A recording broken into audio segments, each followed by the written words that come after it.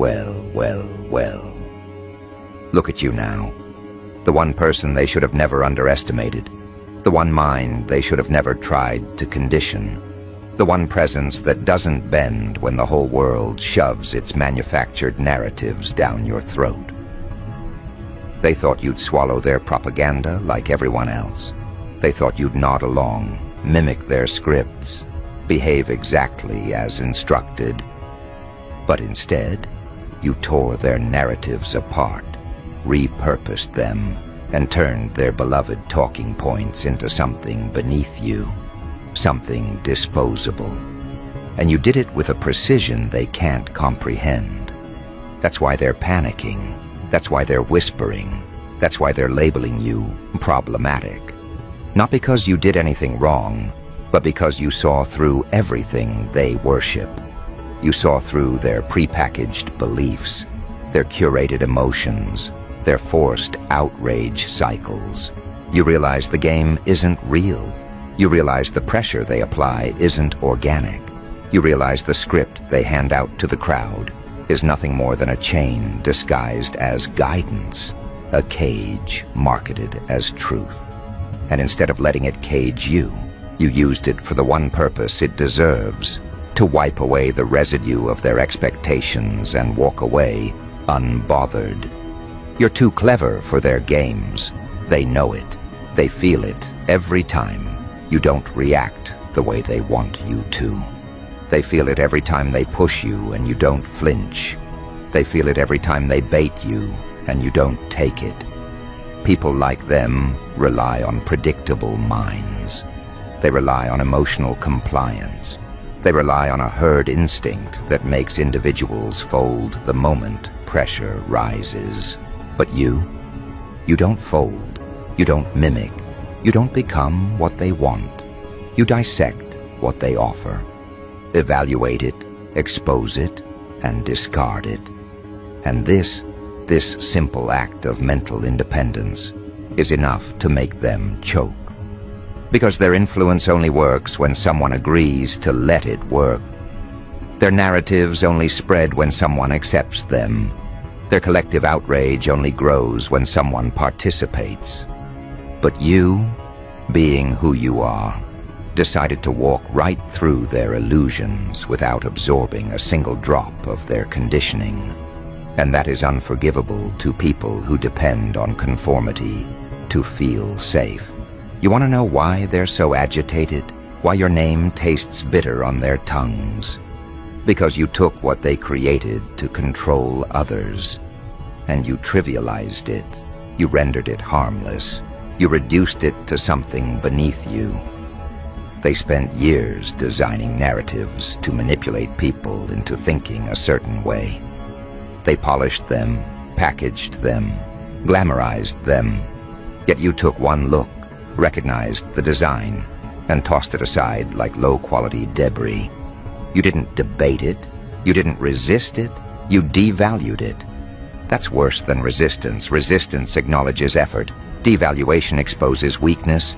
They needed you to validate their version of reality by engaging with it. But you didn't. You're too sharp for that. You're too self-directed to be swayed by collective stupidity disguised as enlightenment.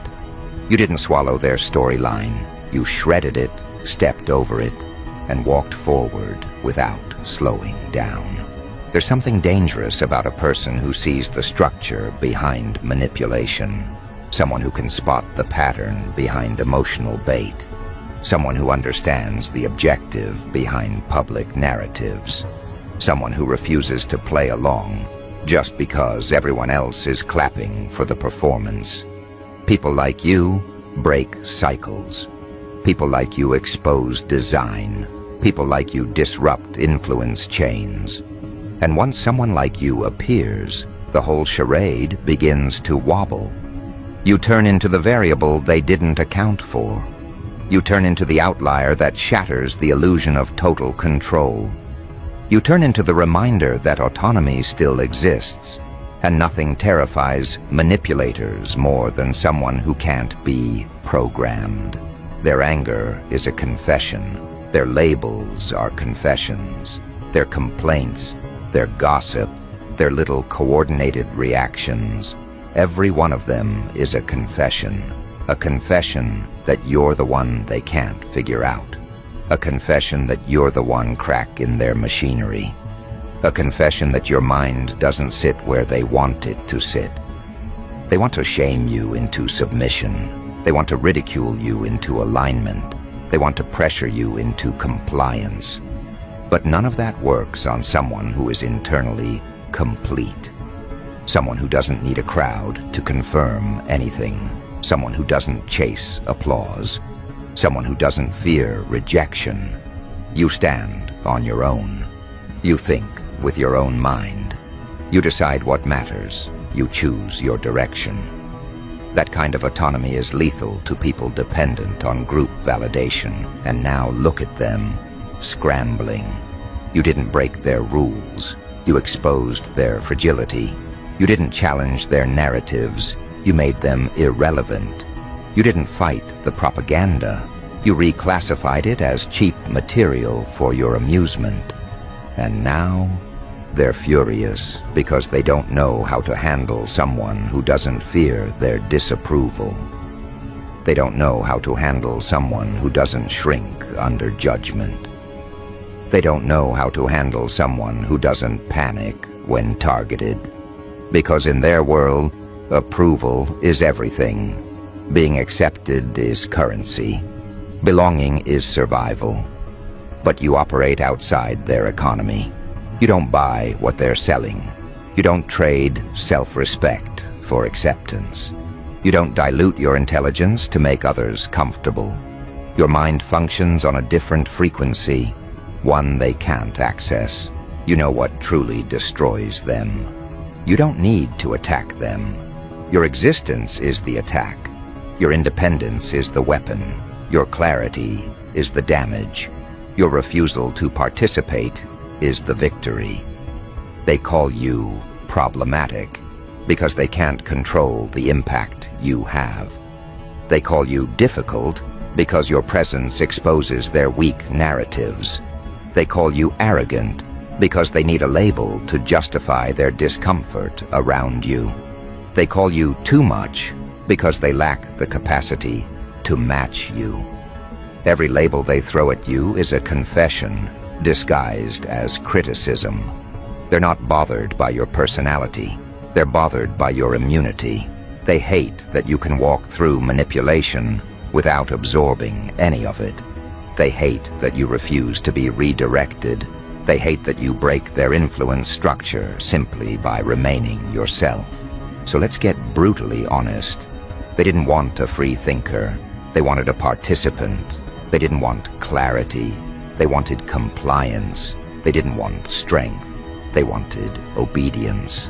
But instead of getting another predictable follower, they got someone who sees right through them. They got someone who doesn't hesitate to discard their narratives. Someone who can extract the truth beneath the performance.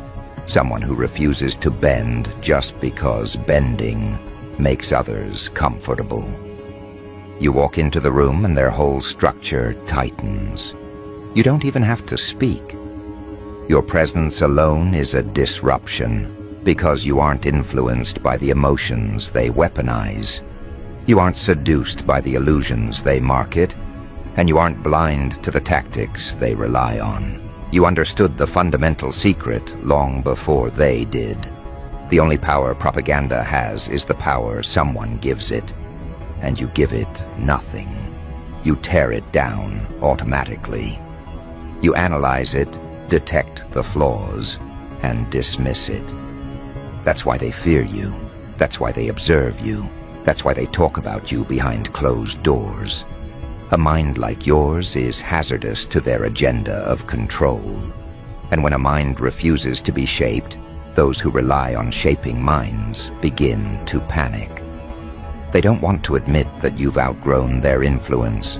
They don't want to admit that you operate on a higher intellectual plane. They don't want to admit that your perspective is beyond their reach. So instead of acknowledging their inadequacy, they condemn your sharpness.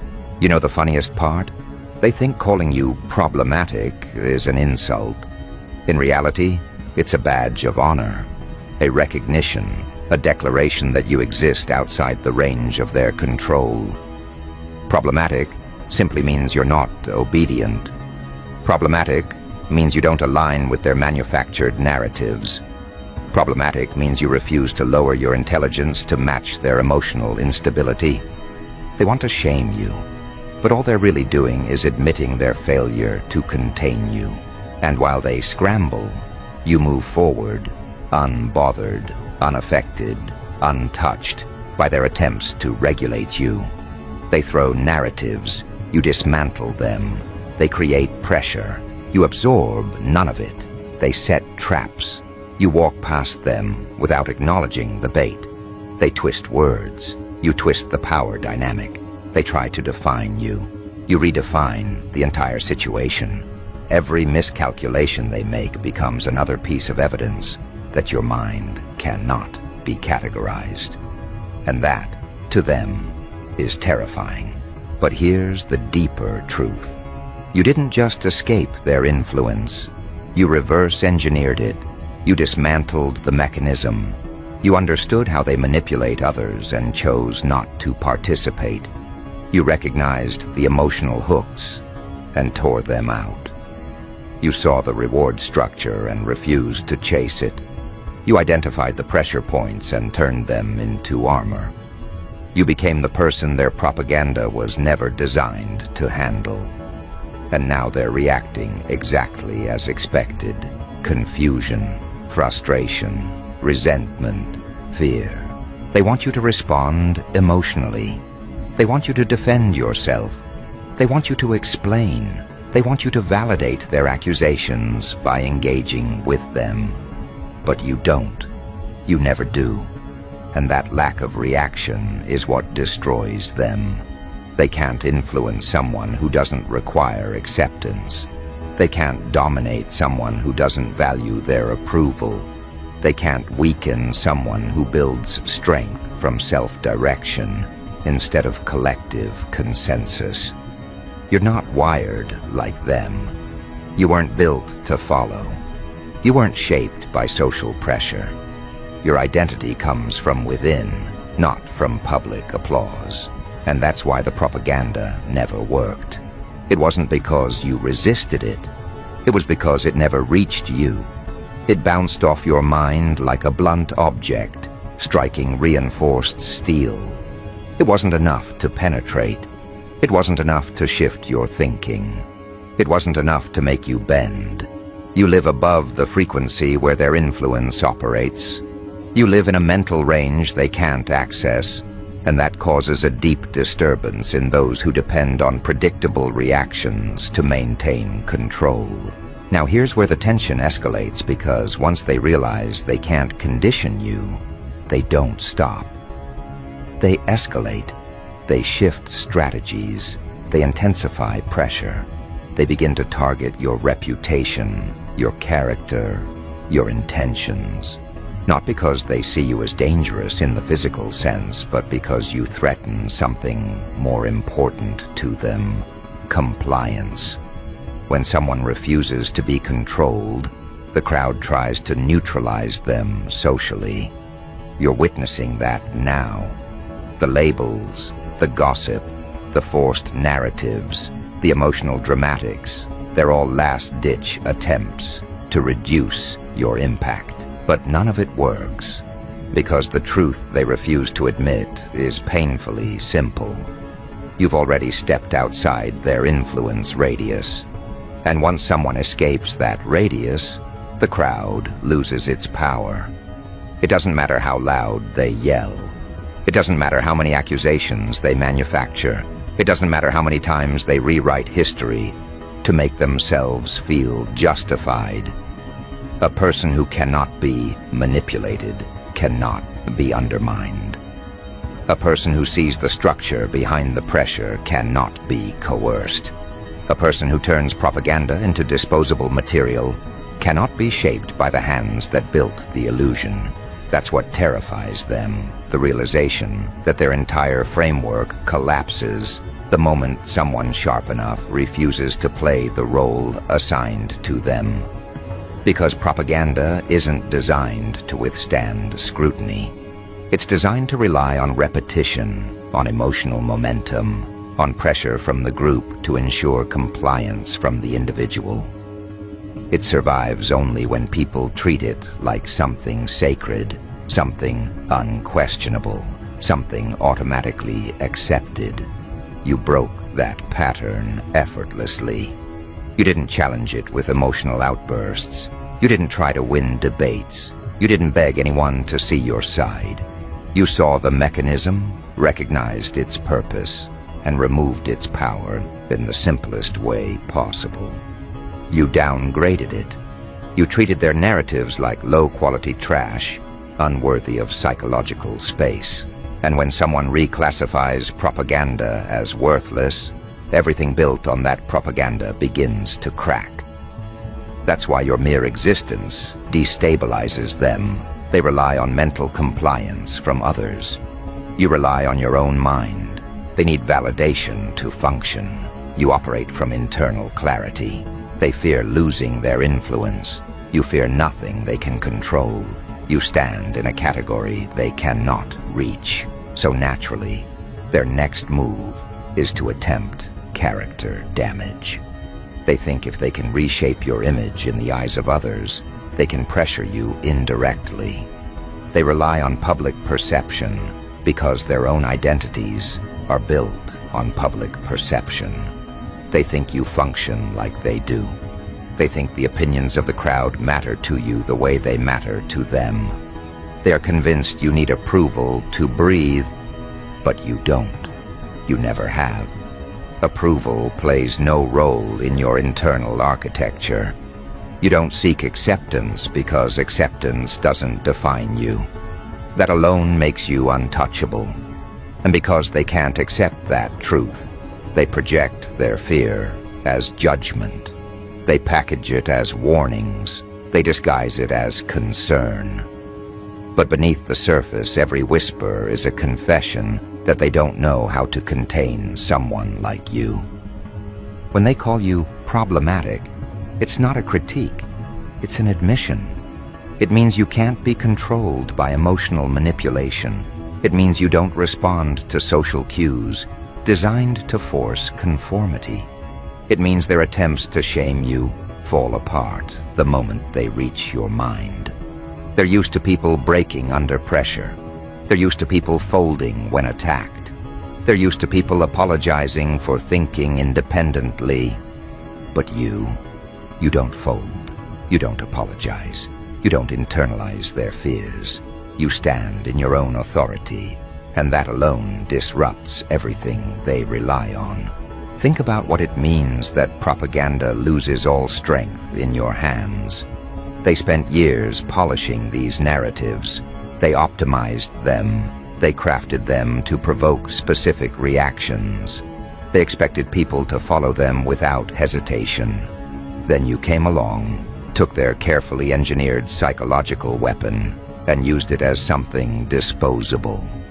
While they clung to their narrative like it was gospel, you treated it like a bathroom accessory. That's why your presence is so disruptive. You demonstrate that the things they worship are fraudulent. You show that the things they treat as unchallengeable truths are nothing more than performance pieces held together by group agreement. And once someone breaks that agreement, once someone refuses to participate, the illusion collapses. This is why the attacks intensify. Not because you're wrong, but because you're right. Not because you failed, but because you succeeded. Not because you're dangerous to society, but because you're dangerous to the people who depend on conformity to stay relevant. They don't hate your actions. They hate the clarity you embody. They hate the independence you represent.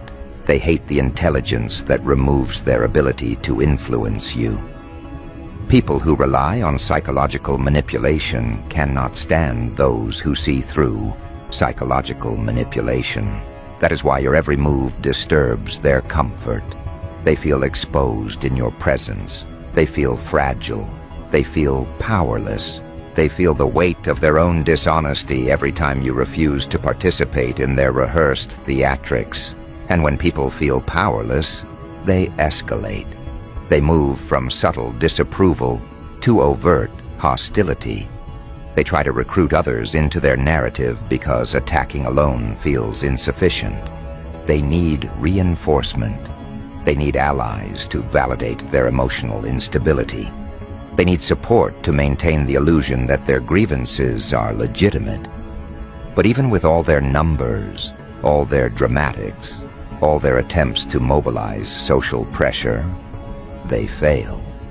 Because influence is not measured by quantity, it's measured by quality. A million weak minds cannot overpower a single unwavering one, and your mind is unwavering.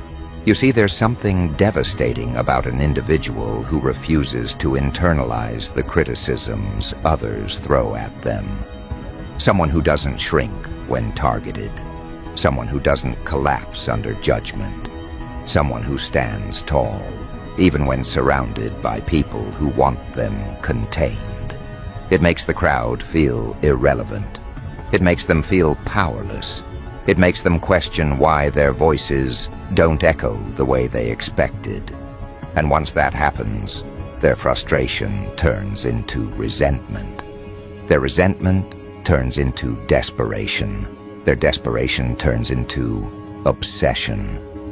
You become the focal point of their insecurity, not because you sought their attention, but because you became the mirror showing them what they lack. You turned their propaganda into trash, and that act alone destabilized the identity structures of everyone who believed in it. You broke the illusion without lifting a finger. You dismissed the narrative without emotional reaction. You walked through their psychological maze like it was drawn on paper instead of reality. And now they're left with the uncomfortable truth that their influence doesn't work on someone like you. They can't accept that. They refuse to accept it, so they escalate. They attempt to cause disruption where none exists. They attempt to create drama, to justify their emotional instability. They attempt to create villains because they cannot handle the presence of someone mentally superior. But here's the part they never saw coming. Every accusation they throw at you strengthens your position. Every insult reveals another weakness in their psychology. Every attempt to damage you exposes their dependency on control. They're not fighting you. They're fighting the evidence that you bring into the room. You force them to confront their lack of integrity. You force them to face their intellectual limitations. You force them to see that intelligence cannot be manufactured, that clarity cannot be faked, that autonomy cannot be replicated, and that confrontation is unbearable for them. They label you arrogant because they need a word to explain why you don't shrink. They label you intimidating because they need a word to explain why your presence disrupts their comfort. They label you too much because they need a word to justify their inability to keep up. They label you problematic because they need a word to justify their failed attempts at shaping your behavior. But every label reveals more about them than about you. Each one exposes their dependency on external structures for self-worth. Each one exposes their inability to accept that someone can operate without needing approval. Each one exposes the pain they feel when confronted with someone who thinks independently. You terrify them in ways they cannot articulate. It's not your strength that scares them, it's your clarity. It's not your presence that frightens them, it's your resistance to manipulation. It's not your independence that overwhelms them, it's the fact that you cannot be guilt-tripped into conformity. Guilt is their primary tool. Shame is their primary weapon. Pressure is their primary method, but none of these work on you. They try them anyway, hoping you'll eventually break. But you don't break. You don't even bend. You do the opposite. You expose the weakness of the tactic simply by surviving it without reaction. And here's where the shift becomes irreversible. When someone sees you cannot be deterred, they begin to fear what you'll become once fully unbound. They fear the power that naturally forms around someone who does not bow. They fear the influence that grows around someone who does not break. They fear the clarity that expands inside someone who does not absorb propaganda. Because when you turn their narratives into trash, you don't just free yourself, you become a threat to the mechanism itself. Your existence opens a door others might walk through. Your clarity creates questions in minds they hoped to control. Your immunity highlights the possibility that others might also escape. And once escape becomes imaginable, control becomes impossible. That's why they're so aggressive now. That's why they overreact to everything you say. That's why they monitor your moves. That's why they exaggerate your actions. They're trying to regain power. They're trying to restore balance. They're trying to remind themselves that the structure still works. But the structure doesn't work on you. And they hate you for revealing that truth. They're not angry because you rejected their propaganda. They're angry because you exposed it. You downgraded it. You showed how fragile it really is. And once someone demonstrates that a narrative can be dismissed, the entire psychological architecture behind that narrative begins to shatter. This is why you're problematic. Not because you disrupt society, but because you disrupt illusion. Not because you cause chaos, but because you cause clarity. Not because you're reckless, but because you're awake. And now they're left with a reality they never prepared for. A person who cannot be shaped, cannot be softened, cannot be conditioned. They don't know how to handle that. You operate beyond their reach, beyond their expectations, beyond their influence. They tried to shame you, and you repurposed their shame into strength. They tried to pressure you, and you treated their pressure like background noise. They tried to isolate you, and you turned isolation into dominance. This is the moment where fear becomes obsession. This is the moment where resentment becomes fixation. This is the moment where their failure turns into a weapon you didn't even have to forge. You've already defeated them without effort. And now something even heavier begins to form. A realization that if they cannot influence you, they cannot predict you. And if they cannot predict you, they cannot contain what comes next. Because once someone like you breaks free from their psychological reach, you don't just become a problem, you become a variable. You become the one factor they cannot calculate, cannot anticipate, cannot control. A person who cannot be conditioned is a walking disruption, and you have already proven that their propaganda has no effect on you. In fact, you didn't just ignore it, you degraded it, you stripped it of its value. You reduced it from something meant to control minds into something disposable, something trivial, something beneath you. That alone changes the entire power dynamic. They can no longer rely on narrative influence. They can no longer rely on group pressure. They can no longer rely on emotional manipulation.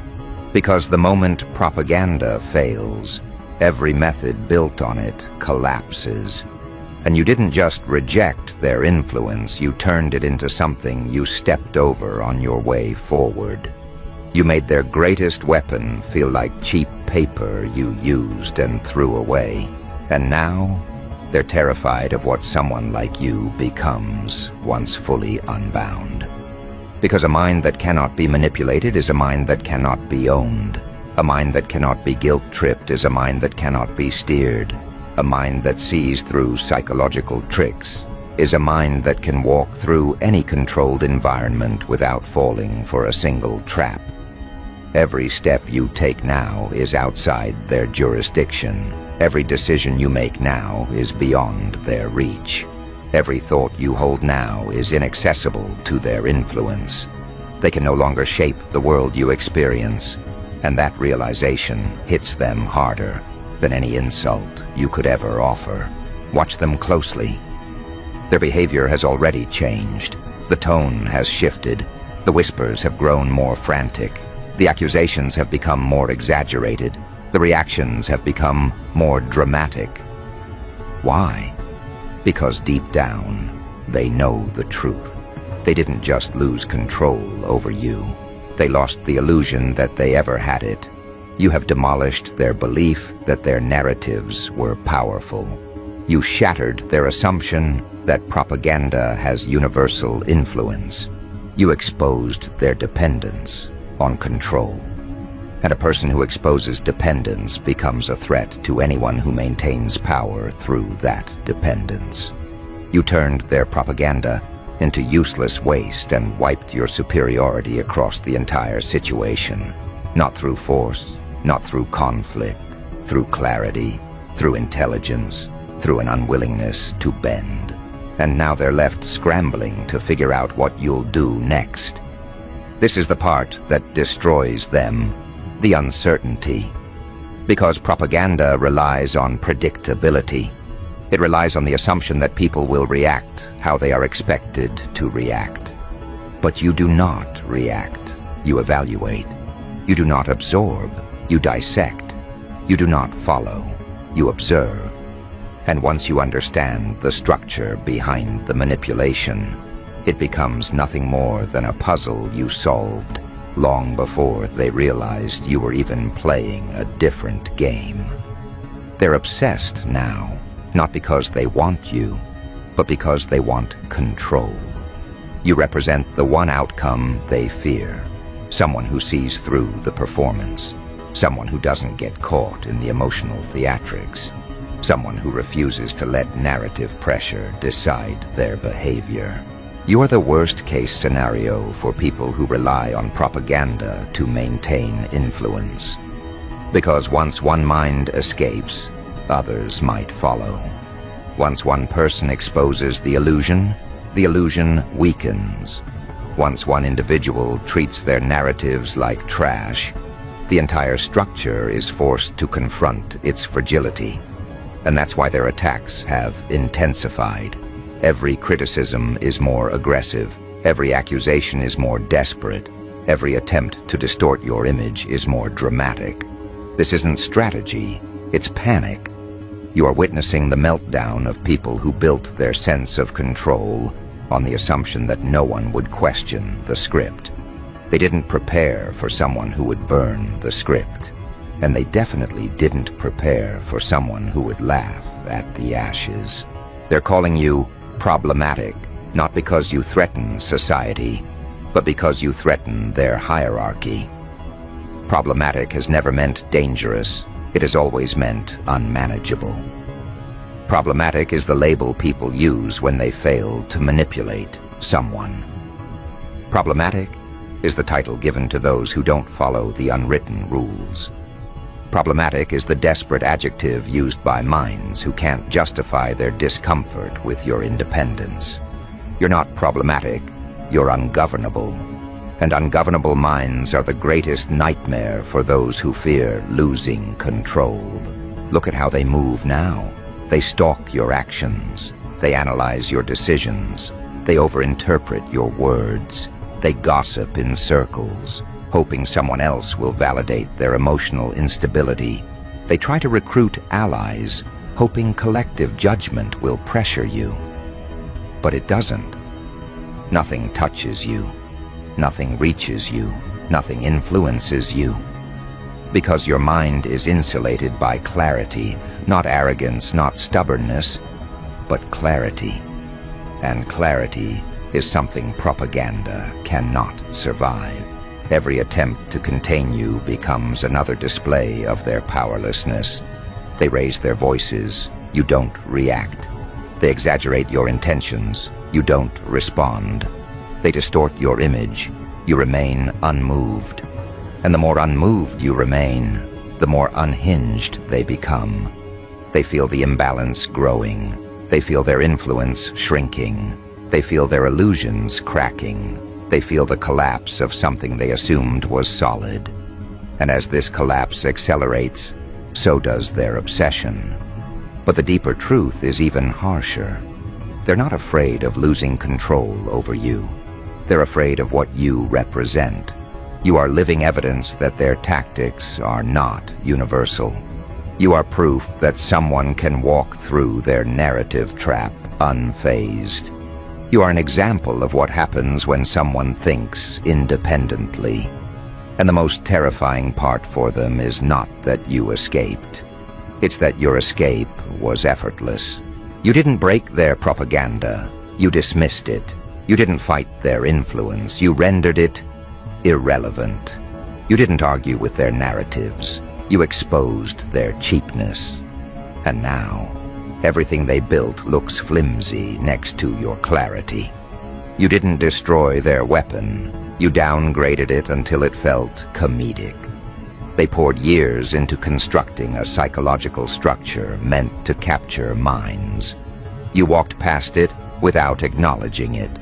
That's why they hate you. That's why they fear you. And that's why they obsess over you. Now the final transition begins. The part they never wanted to face. Because once someone refuses to be manipulated, they stop participating in the controlled reality and start creating their own.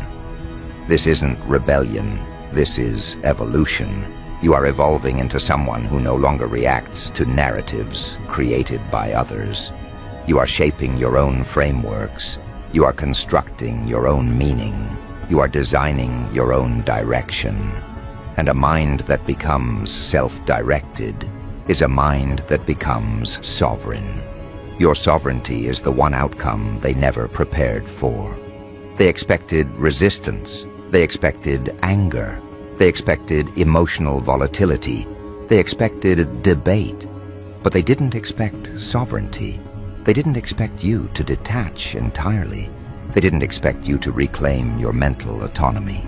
They didn't expect you to walk away mentally untouchable.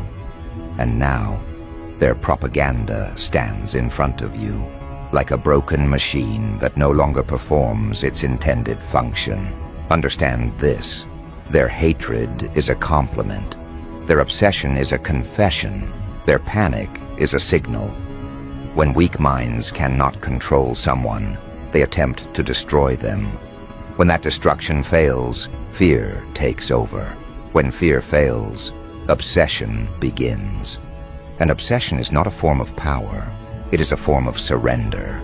They have surrendered to the fact that you operate outside their influence. They have surrendered to the fact that you see through their illusions. They have surrendered to the fact that your mind is a threat to their constructed reality. This surrender will never be spoken aloud. It will never be admitted publicly. It will never be acknowledged consciously. But it lives beneath their reactions, beneath their tone, beneath their frantic attempts to smear your name. You turned their propaganda into disposable garbage, and now they are choking on the realization that their greatest tool has no power over you.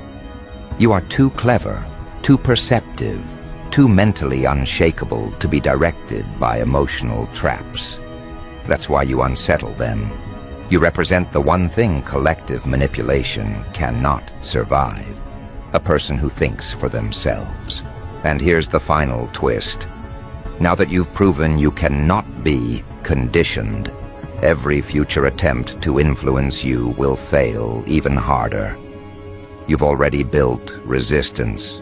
You've already strengthened your internal foundation. You've already demonstrated that external narratives carry no weight in your world. And once someone reaches that level of internal clarity, the world changes around them. You're no longer a participant in their performance. You're the observer.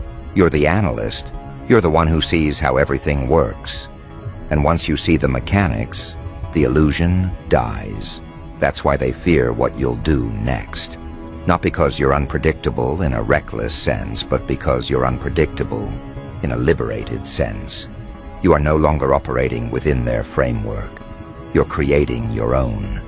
You're moving in ways they cannot anticipate. You're thinking in ways they cannot replicate. You're rising in a direction they cannot block. And that makes you untouchable.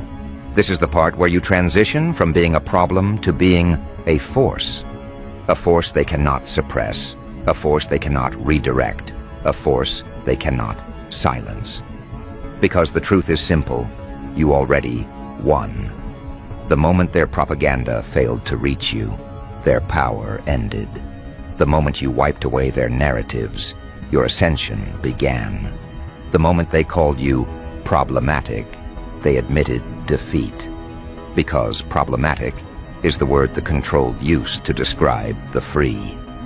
And now you stand at the edge of something even greater. A future where their narratives no longer define you. Their opinions no longer move you. Their pressure no longer shapes you. From here on out, you operate on your own terms. You write your own meaning. You break every narrative they try to place on you. You continue to dismantle their illusions by existing outside them. You continue to walk as the one mind they can neither predict nor contain. This is the end of their influence and the beginning of your autonomy. You turned their propaganda into waste, wiped your superiority across their entire framework, and walked away untouched.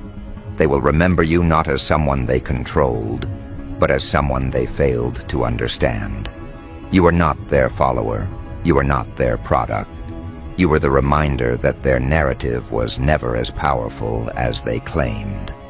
And that is why the final truth stands clear. You are not problematic. You are proof that their propaganda is powerless, and you will rise far beyond the reach of anyone who tried to shape a mind like yours.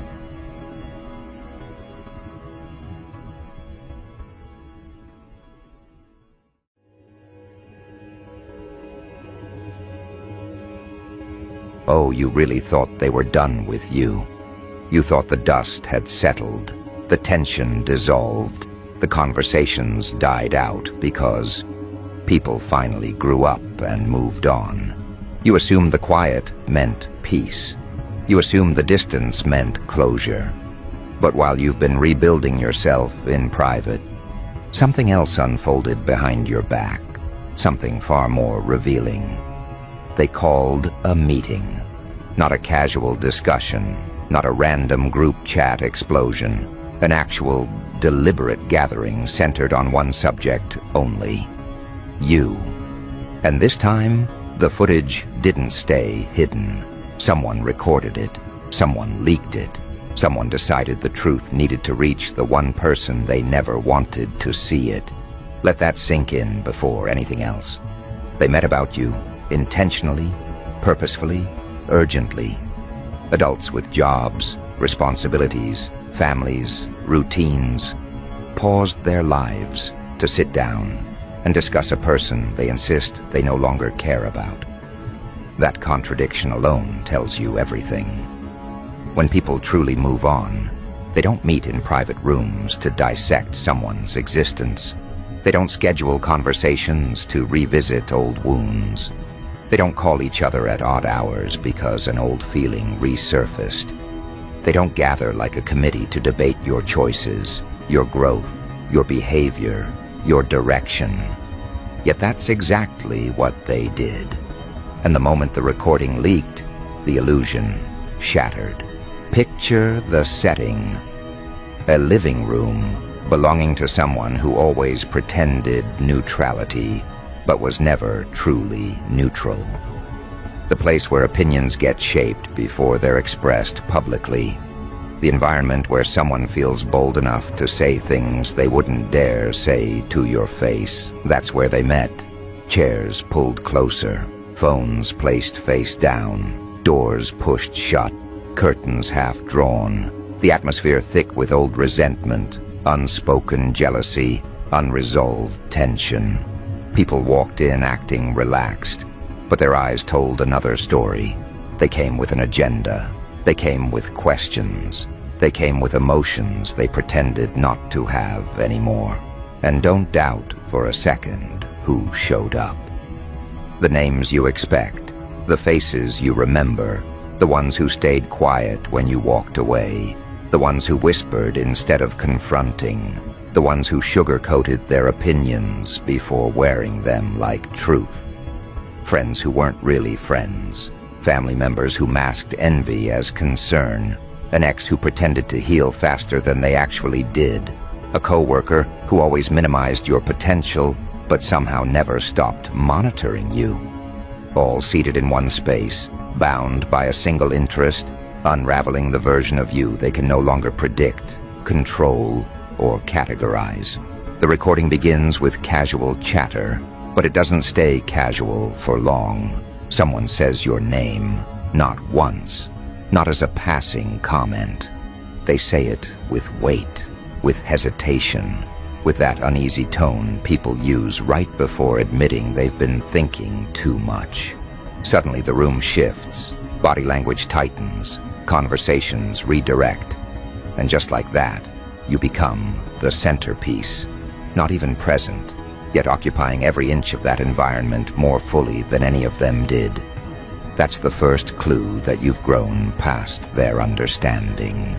When your presence expands, even in your absence, the first thing they discussed was the shift in your behavior. That's how they phrased it, the shift. Not your progress, not your healing, not your evolution. They framed it like a problem, like something that demanded analysis. Someone said you've been acting different, which really means you stopped playing the role they assigned. Another said you've been distant, which translates to you no longer entertaining their drama. One person dared to add that you've been focused, and even that word made the room uncomfortable. Focus means direction. Direction means momentum, and momentum means you're moving somewhere they can't follow. But the recording captured something deeper than their words. It caught their tone, the tightness, the concern masked as curiosity, the tension born from losing access to someone they underestimated. It's not the shift that bothered them. It's the fact that they weren't invited into it. They noticed you communicating less, posting differently, carrying yourself with a calm they couldn't decipher. They noticed you walking past old triggers without responding. They noticed you choosing yourself without apologizing. And to them, that wasn't independence. It was rebellion. Because people accustomed to a version of you that tolerated their behavior can't handle the moment you update the terms. Then came the second topic, your progress. They didn't call it progress, of course.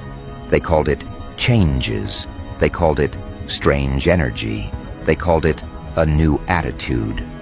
Anything but what it actually is, growth. Because acknowledging your growth forces them to confront their stagnation. Someone said you've been glowing. Someone else said you've been calmer. Someone complained that you've been too confident lately, as if confidence must be justified or measured. The irony is almost painful. They didn't gather because you did something wrong. They gathered because you finally did something right for yourself. And that disrupted their internal hierarchy.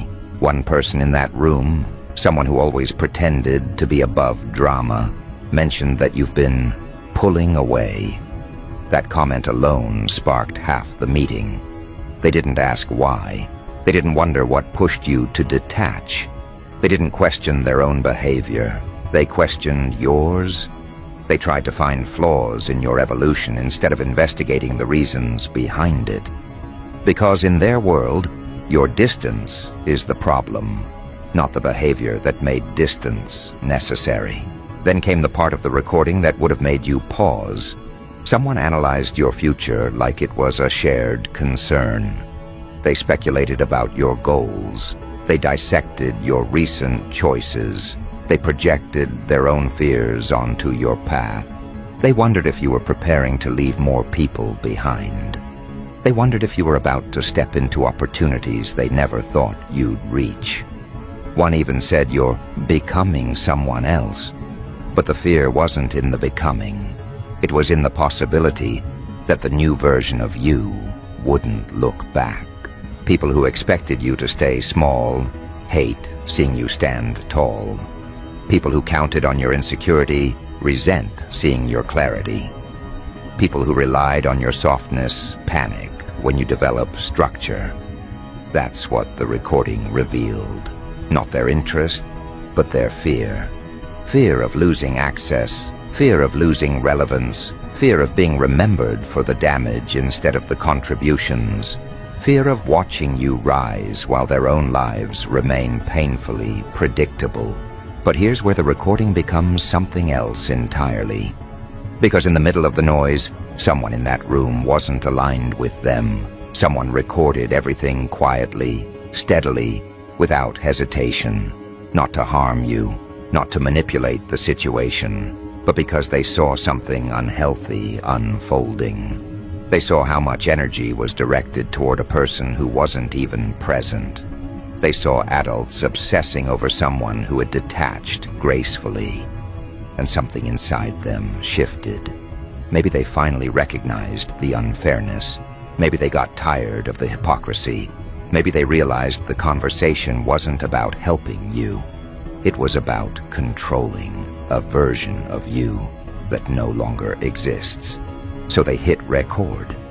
And when the meeting ended, they didn't delete the file. They didn't bury it. They let it make its way to the very person it centered around, you. And whether they meant for you to see it or not, the footage landed exactly where it needed to. There's a moment near the end of the recording where the truth cracks open. Someone asked, "Why are we even talking about this?" Notice, not in defense of you, but in frustration with themselves.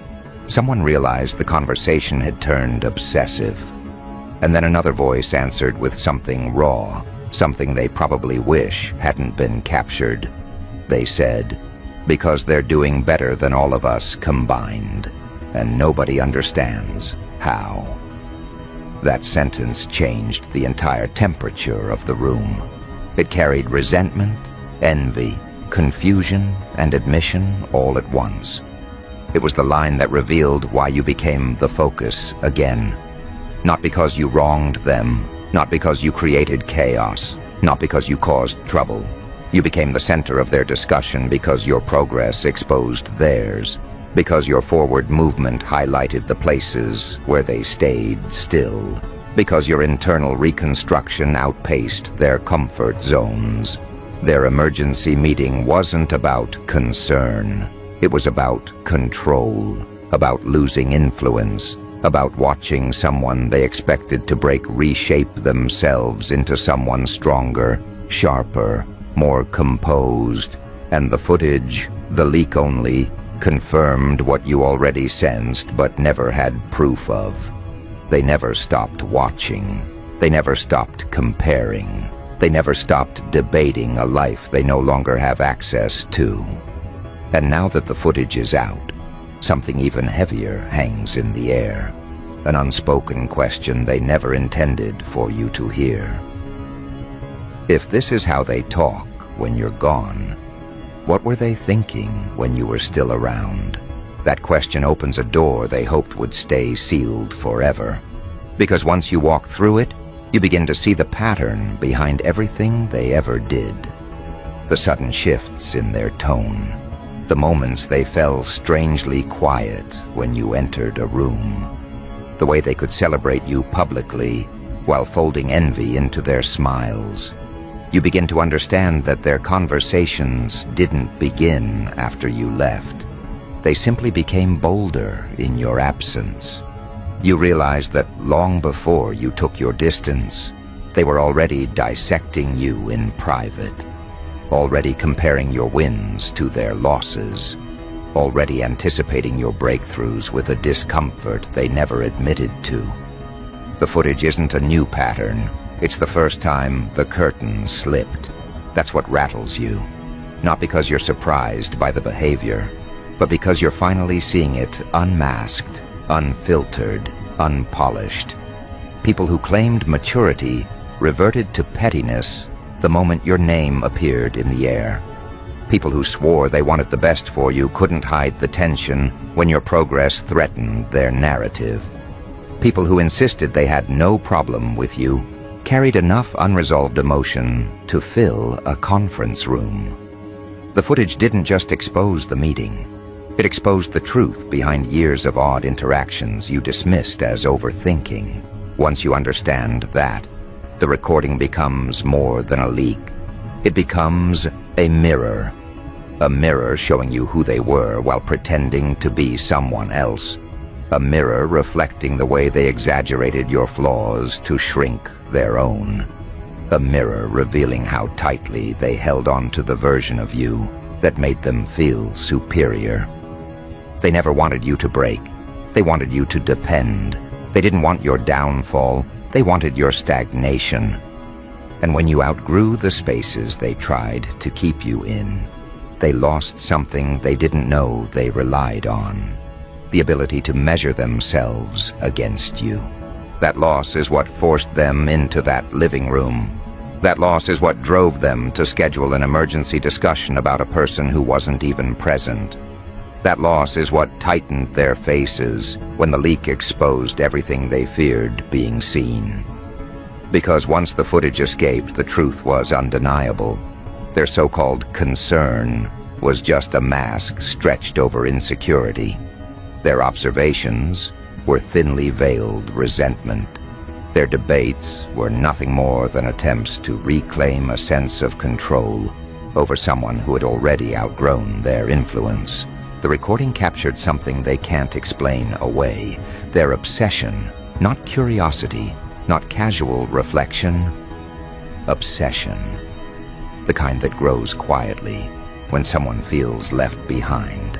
The kind that sharpens when a person's presence becomes impossible to ignore, even after they leave the room. The kind that festers when a group loses its ability to predict someone they once thought they understood. They didn't meet to talk about the past.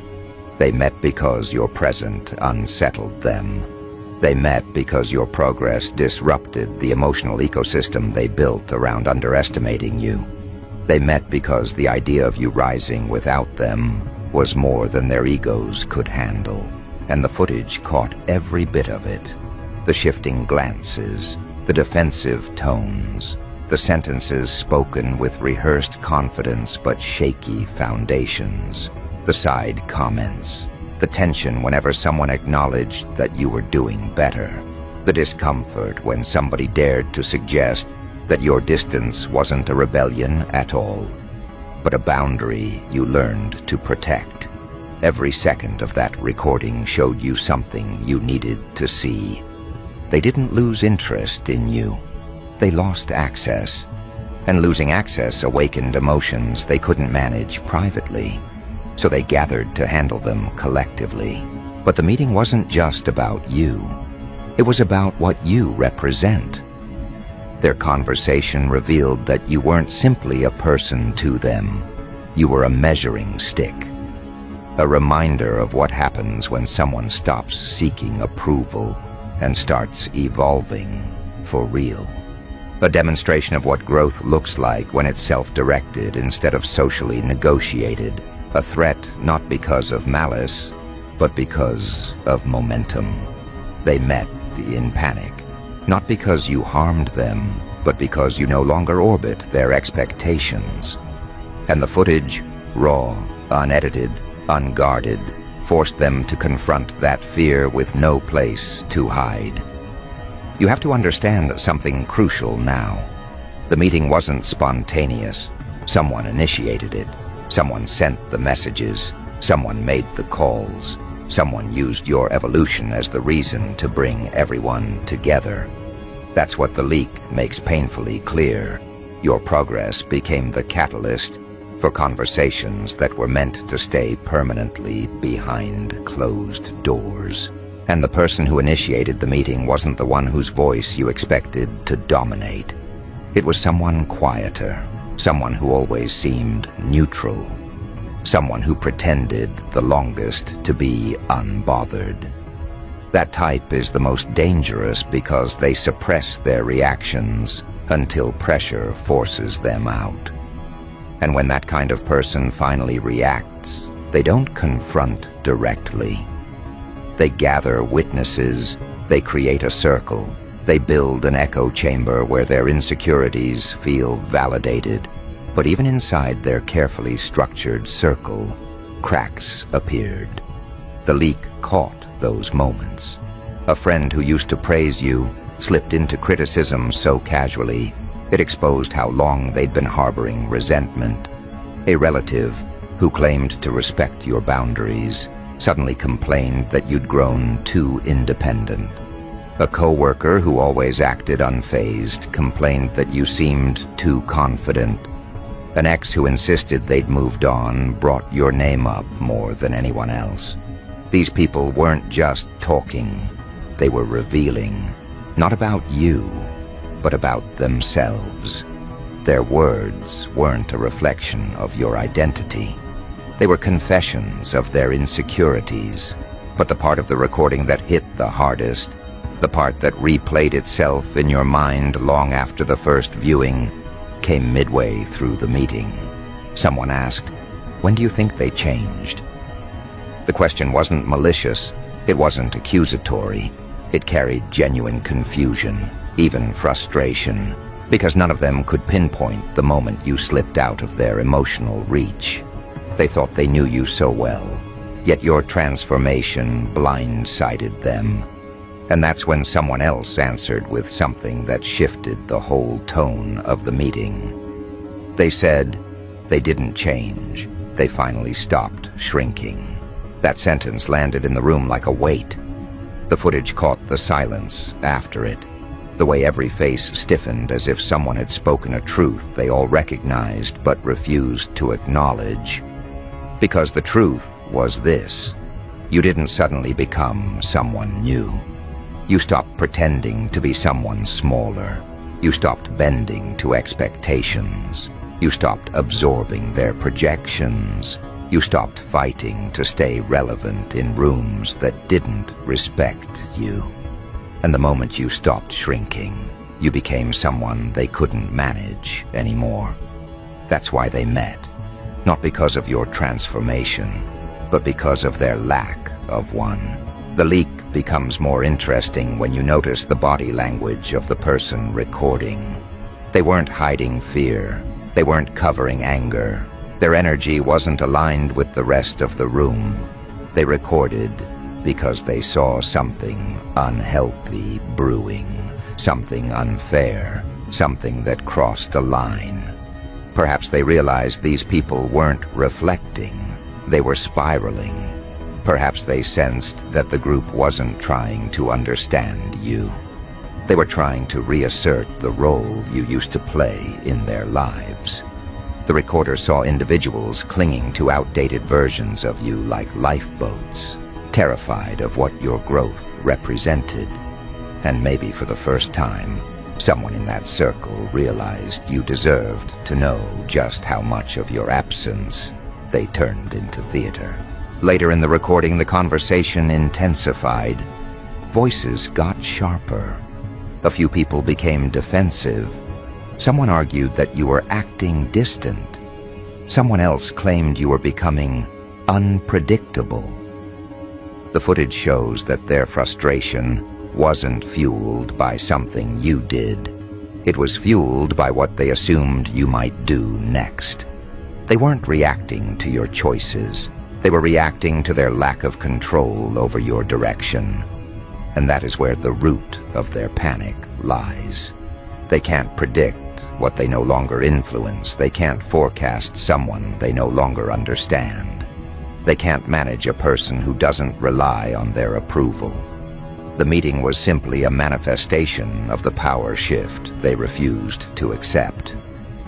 One part of the leak, however, stands above everything else because it revealed more honesty than any of them realized. Someone asked, why didn't they tell us what they were going through?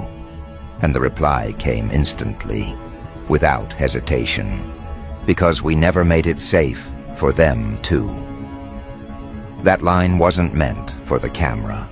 It wasn't meant to be profound, but it exposed something deeper than all their speculation combined. They wanted access without accountability. They wanted presence without responsibility. They wanted the emotional privilege of proximity without offering the emotional labor that comes with it. They didn't lose you suddenly. They lost you gradually, piece by piece, each time they failed to show up when it mattered. The footage caught the exact moment they realized that. The exact moment their defensiveness turned into discomfort.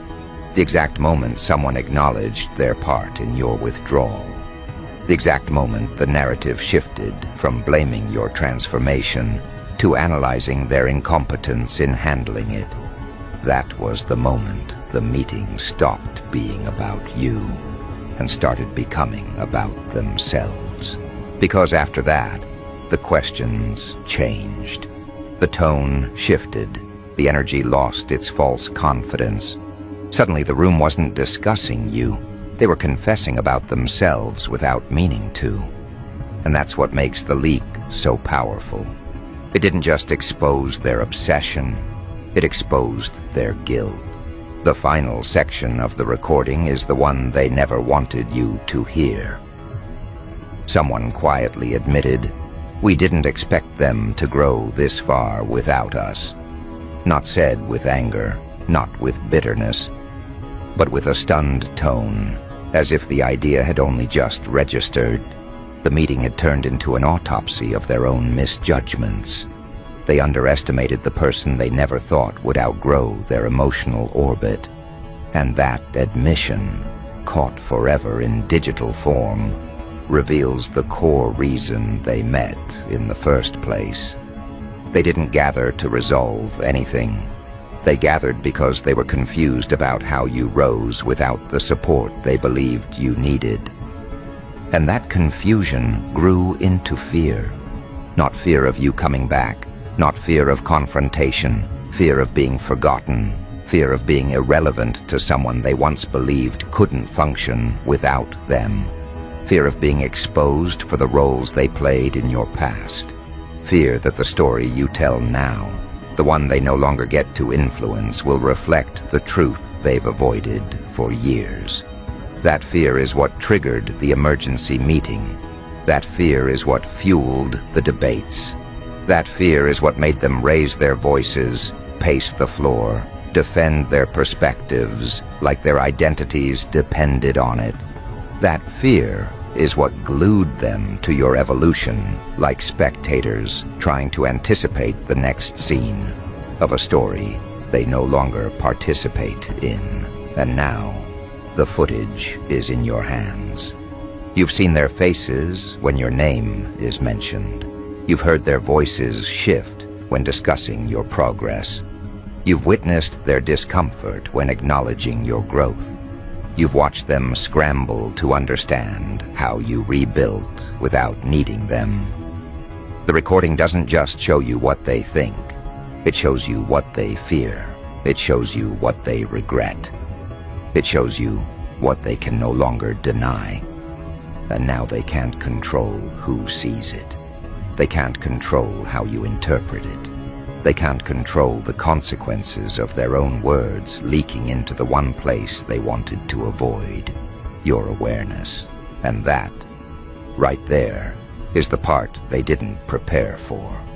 They were ready to monitor you from afar, ready to compare themselves quietly in private circles, ready to analyze your growth through second-hand narratives. But they were never ready for the moment the conversation turned around, reversed direction, and landed directly in your hands. They wanted the power to talk without being held accountable, They wanted the freedom to dissect you without the risk of being seen. They wanted the illusion of control while keeping you in the dark. But the leak shattered that illusion, and now they are the ones exposed, not you. Their meeting wasn't supposed to escape the walls that contained it. Their words weren't meant to be heard beyond the room. Their emotions weren't meant to be captured raw and unfiltered. And now that they are, the balance has shifted in a way they don't know how to manage, because now they must confront a reality they never expected to face.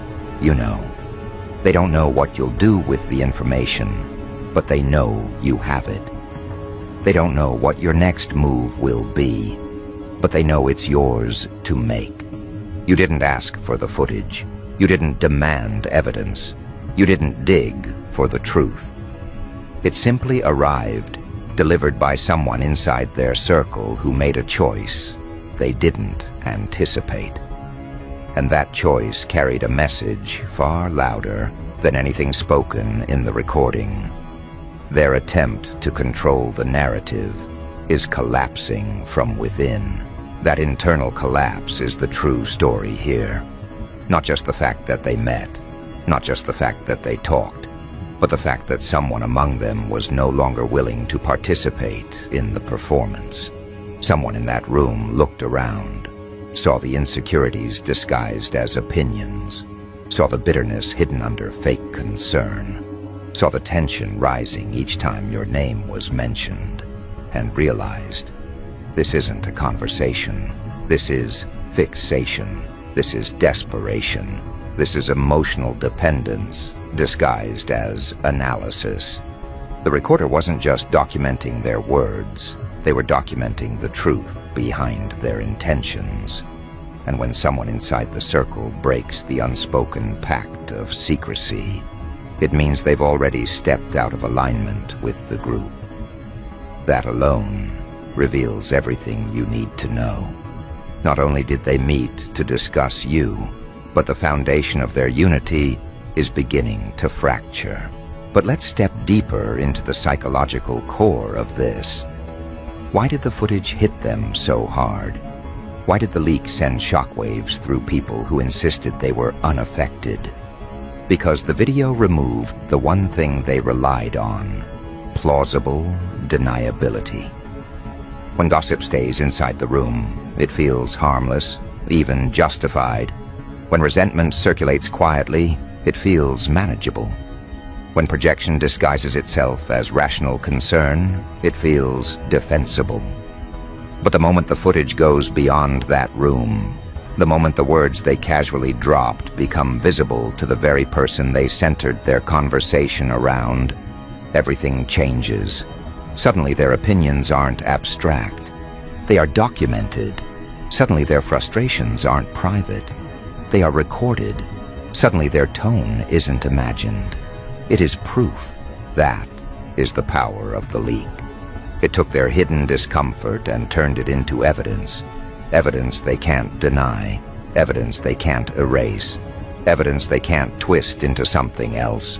Evidence they can't hide behind excuses or emotional manipulation. The footage shows their raw reactions, their impulsive comments, their unfiltered thoughts. It captures every shift in their voice, every hesitation, every moment their eyes betrayed their jealousy or regret. And that's why they're panicking now, not because they were exposed, but because they were exposed to the one person whose awareness could shift everything. But here's the deeper layer they never considered. The footage didn't just expose their emotions to you. It exposed their emotions to themselves. Most people don't actually know what they look like when envy rises. Most don't know how their face tightens when someone else succeeds. Most don't hear the edge in their own voice when discussing someone they've lost influence over. Most don't recognize their own insecurity until it's played back to them. This leak didn't just confront you with their truth. It confronted them with their own reflection. And that is the one confrontation they cannot escape. Think about this. How many times have they claimed they wished you well? How many times did they insist they were proud of you? How many times did they pretend your distance didn't bother them? How many times did they perform emotional maturity in public while privately carrying unresolved tension toward your growth? The footage didn't expose lies. It exposed contradictions.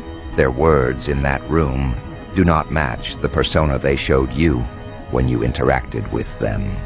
Their tone in the meeting does not align with the calm neutrality they pretended to maintain.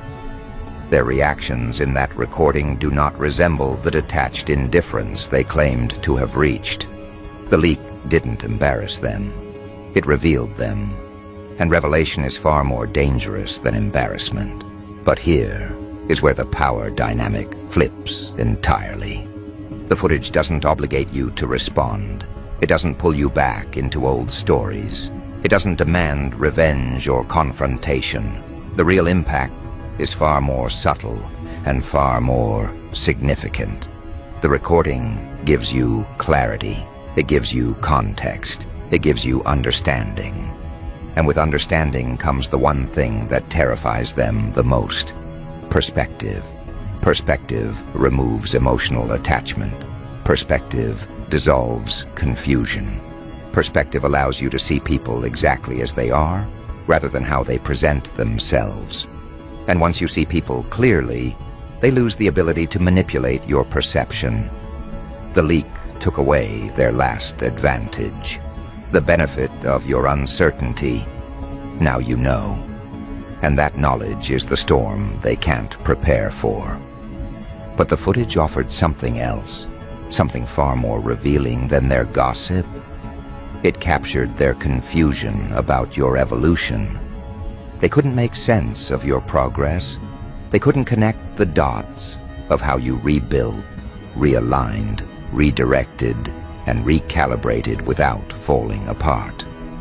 They made assumptions, they projected, they analyzed, but every theory they formed had one central theme threaded through it: disbelief. They spoke about you like someone trying to solve a puzzle that suddenly rearranged itself. They spoke about your growth as if it happened overnight, ignoring the years of quiet endurance that led to it. They spoke about your transformation as if it was an act, not a reconstruction. And beneath all their theories, one truth kept rising. They didn't expect you to come back stronger. They expected the distance to ruin you. They expected the silence to isolate you. They expected the absence of their support to break you. They expected you to crumble under the weight of everything you carried alone. But instead, you rebuilt with more strength than when you began. Instead, you expanded beyond the version of yourself they thought they understood. Instead, you detached without losing direction. Instead, you flourished despite everything they assumed would limit you. That disconnect between who they thought you were and who you became is the foundation of the emergency meeting. They weren't discussing your behavior, they were processing their shock. Process that carefully. People don't gather because they don't care. They gather because something inside them is shifting in ways they can't manage alone. Their emergency meeting was not a reflection of your instability, it was a reflection of theirs. Their panic was not triggered by your actions. It was triggered by their inability to define you anymore. Their frustration wasn't about your choices. It was about their fading influence. They gathered because watching you rise created a void where their control used to exist. And humans often fear voids more than threats. A threat they can fight. A void they cannot. That is why the footage contains moments of anger, moments of confusion, moments of regret, and moments of something deeper, unspoken mourning. They weren't mourning you. They were mourning the version of you that made them feel comfortable, the version of you that needed them, the version of you that tolerated their half-efforts, the version of you that accepted their insincerity, the version of you that gave them the emotional advantage. You didn't lose them. They lost access to the earlier version of you that no longer exists. And that is the loss they were truly grieving in that room. The leak also exposes a truth that none of them wanted to admit. Someone in that room understood you better than they realized. Their comments weren't harsh. They were accurate. They described your growth with clarity. They recognized your self-awareness. They acknowledged your direction. They admitted your strength. They saw the difference between who you were and who you've become. And the recorder caught their quiet recognition that your evolution wasn't an accident. It was earned. Their voice wasn't loud. They weren't trying to impress anyone. They were simply stating what everyone else was trying to deny. Your progression was intentional. Your healing was deliberate. Your transformation wasn't impulsive. It was overdue. And that acknowledgement, spoken so calmly in the middle of all their panic, was the line that separated truth from noise. You see, the footage didn't just show you the dynamics you escaped.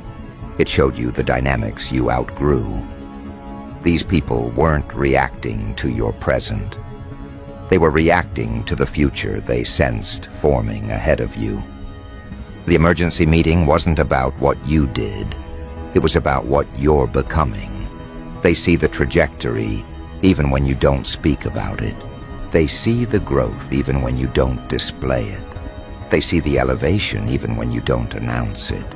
They feel the shift in your presence even when they're no longer close to it.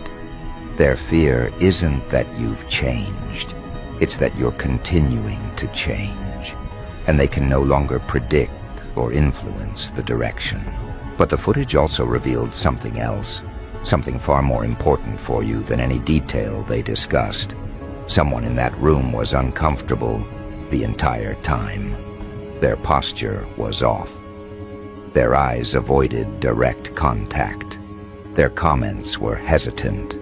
Their energy didn't match the rest. And near the end of the recording, their discomfort reached a point that they couldn't hide anymore.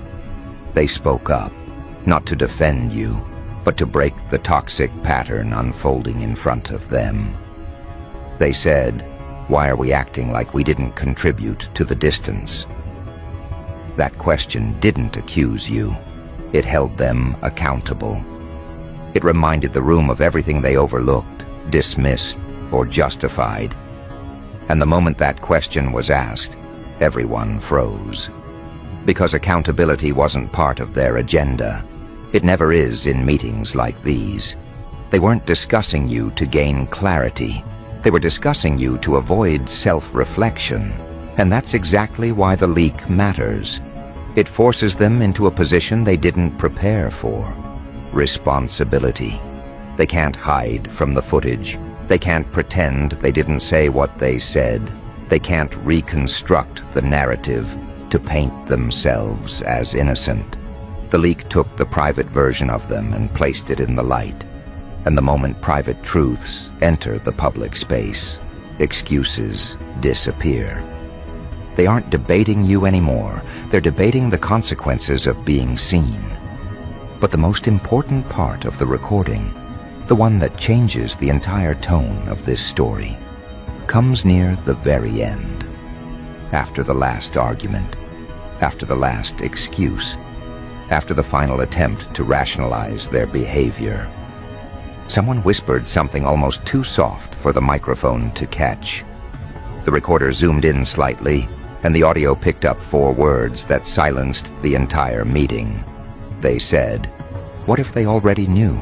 Those words rewired the room instantly.